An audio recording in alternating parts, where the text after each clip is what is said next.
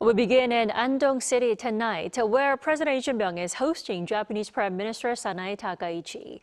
The summit wrapped up earlier today with a pledge to tighten Seoul-Tokyo cooperation on supply chains and procurement of crude oil and LNG. For more, we go live to Andong with our Moon Hye-ryeon standing by. Hye-ryeon, walk us through the summit's key outcomes first, please. Good evening, Dami. So I'm standing close to the summit venue where talks between President Lee and Prime Minister Sanae Takaichi wrapped up this afternoon after covering a wide range of issues. And during the press conference, the joint press conference, immediately following the talks, both leaders emerged with a very clear message that South Korea-Japan cooperation on, energy and supply chains has never been more urgent, especially with the situation in the Middle East that's been cited as a key driver.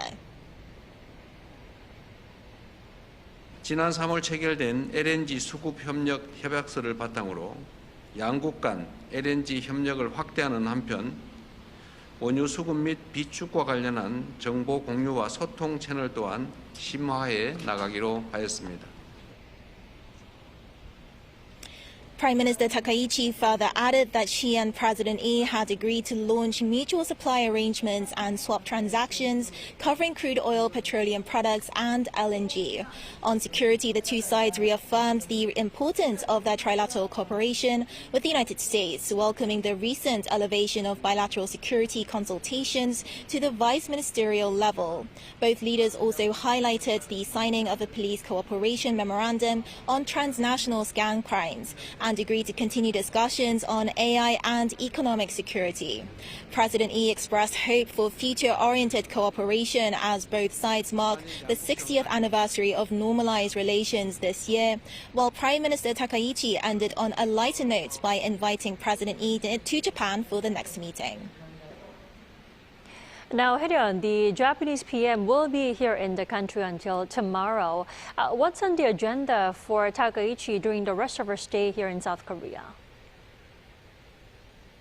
So the dinner banquet immediately following the talks, featuring a wide range of dishes and drinks that's local to the city of Andong, is still underway, but the two leaders are set to enjoy a traditional performance of pansori, which is a Korean narrative opera at the local heritage UNESCO site of Hae Folk Village. Now, this is a UNESCO World Heritage Site, as I mentioned earlier, and this is also a popular tourist site. Now, as I continue, this is also President Lee has also prepared a set of gifts for Prime Minister Takaichi that is rooted in Andong's cultural heritage, and is each chosen to symbolize the history and friendship between the two countries. The reason why there is so much focus being placed on the culture and cuisine of the city is because this is President Lee's hometown, and this visit from Prime Minister Takaichi is a direct reciprocation of his trip to her home prefecture of Nara earlier this year, making it the first time the two countries' leaders have exchanged hometown visits. I'm very pleased to meet with President Lee again here in Andong, his hometown. By continuing shuttle diplomacy without delay, first in Nara and now here in Andong, I feel that the friendship and trust between us have grown even deeper.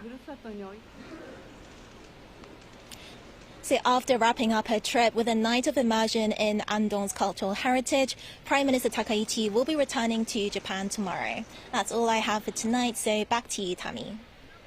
All right, Hye-ryeon, thank you for your coverage.